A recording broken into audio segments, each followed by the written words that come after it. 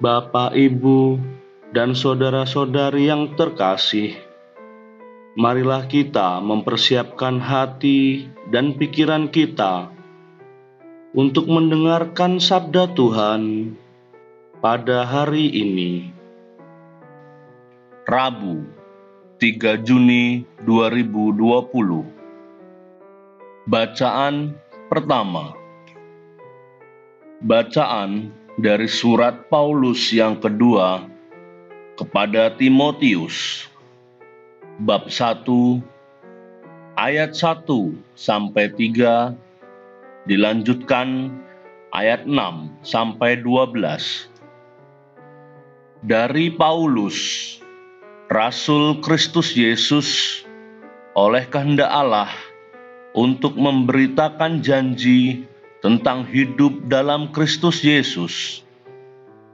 Kepada Timotius, anakku yang kekasih, kasih karunia, rahmat dan damai sejahtera dari Allah Bapa dan Yesus Kristus Tuhan kita menyertai engkau.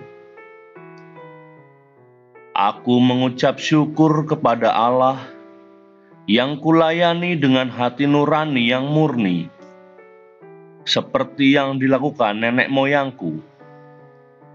Dan selalu aku mengingat engkau dalam permohonanku, baik siang maupun malam.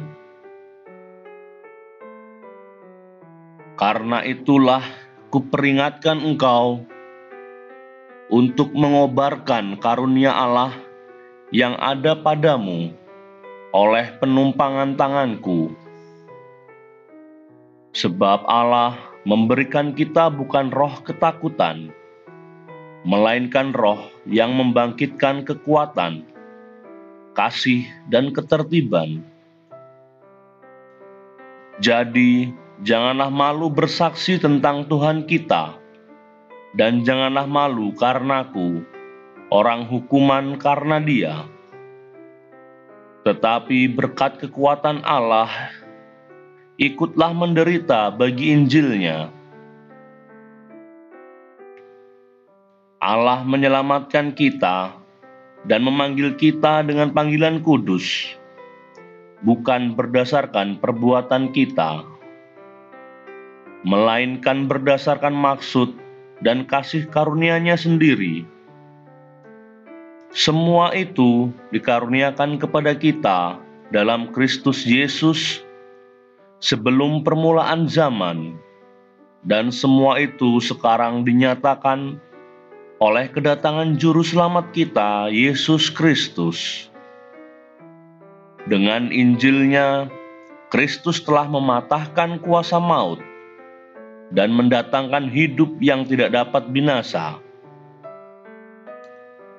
Untuk Injil inilah aku telah ditetapkan sebagai pewarta, sebagai rasul, dan sebagai guru.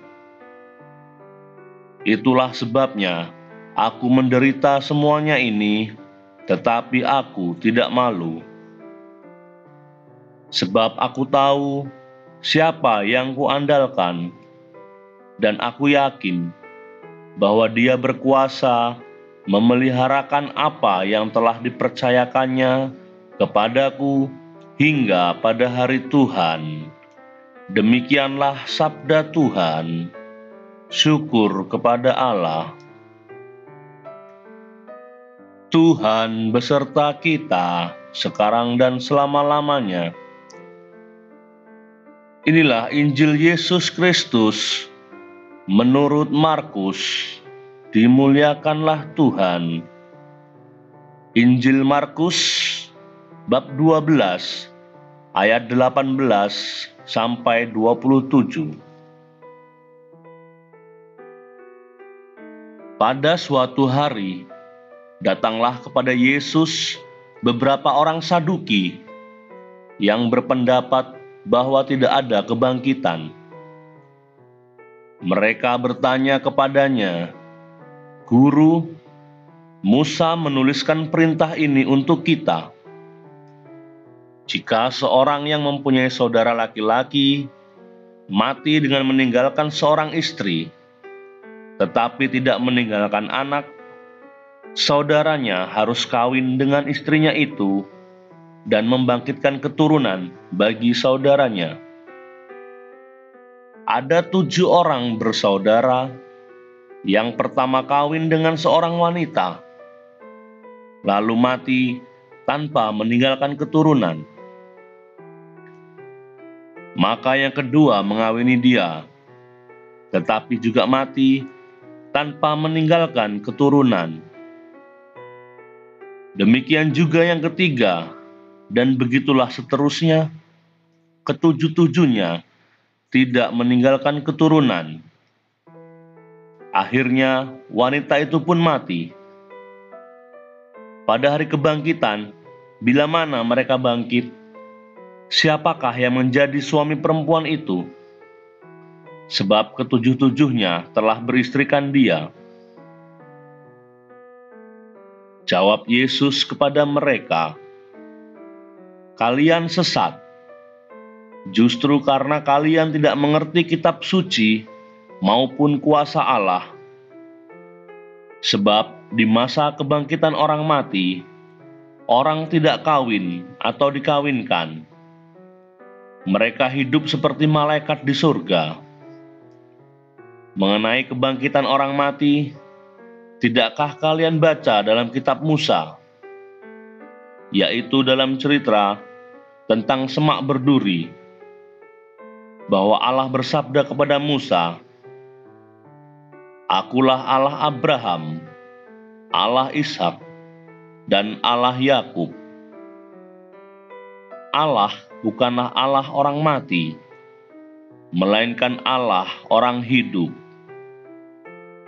Kamu benar-benar sesat. Demikianlah Injil Tuhan. Terpujilah Kristus." Bapak, Ibu, serta saudara-saudari yang terkasih, kita percaya bahwa luasnya wawasan bisa meningkatkan pengertian kita. Banyaknya pengalaman bisa mempertajam sikap kita. Tingginya pendidikan bisa memberdayakan hidup yang tepat guna. Terlatihnya diri mempermudah dan memperindah hidup. Lembutnya hati menenangkan pikiran dan suasana. Kasih meyakinkan kita bahwa kesalahan bukanlah kegagalan. Iman membukakan hal yang tidak mungkin menjadi mungkin. Yesus menyadarkan kita bahwa jalan, kebenaran, dan kehidupan sejati bukanlah di dalam bumi ini, tetapi di dalam Dia. Semua hal tersebut sangat kita butuhkan dan membutuhkan kita, mengandalkan dan kita andalkan, menguatkan kita dan kita kuatkan. Inilah yang membuat makin bijak dalam kehidupan dan makin pantas dalam kehidupan surgawi. Bapak, Ibu, dan saudara-saudari yang dikasihi Tuhan, tidak semua yang kita alami, kita lihat, kita baca, kita dengar, bahkan yang kita rasakan, yang kita pikirkan, dan juga yang kita tanyakan adalah benar. Yang salah bisa terulang, dan yang benar bisa hilang. Namun tidak berarti yang salah menang dan yang benar kalah. Bisa jadi kita mati, tetapi yang salah tetap ada. Ini bukanlah pertanda matinya kebenaran. Suatu kehidupan bisa punah, tetapi kebenaran tidak akan punah. Orang benar bisa binasa, tetapi kebenaran sejati tidak akan pernah bisa binasa. Rasul Paulus pun menekankan bahwa Yesus adalah dasar pengharapan kita yang akan selalu menyertai kita. Yesus selalu mengajarkan belas kasih, bukan hukum. Tetapi banyak orang berhenti pada ajaran dan hukum, tidak sampai pada kasih yang menghidupkan. Di dalam Injil, orang Saduki bertanya tentang kebangkitan, tetapi mereka sendiri tidak percaya akan kebangkitan. Hal ini menjadi peringatan bagi kita.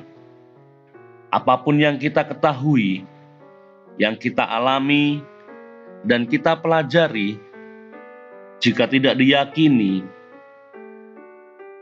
maka akan membuahkan kedangkalan dan bisa menuntun kita pada kehidupan yang salah. Marilah kita serahkan kembali hati kita kepada Tuhan dan belas kasih-Nya, agar dapat menuntun kita pada kebenaran sejati. Ya Tuhan yang Maha Baik, ajarilah kami umat-Mu untuk senantiasa pasrah dan percaya bahwa kami tidak sendirian dalam menghadapi kehidupan ini, karena Engkau selalu menyertai kami. Amin.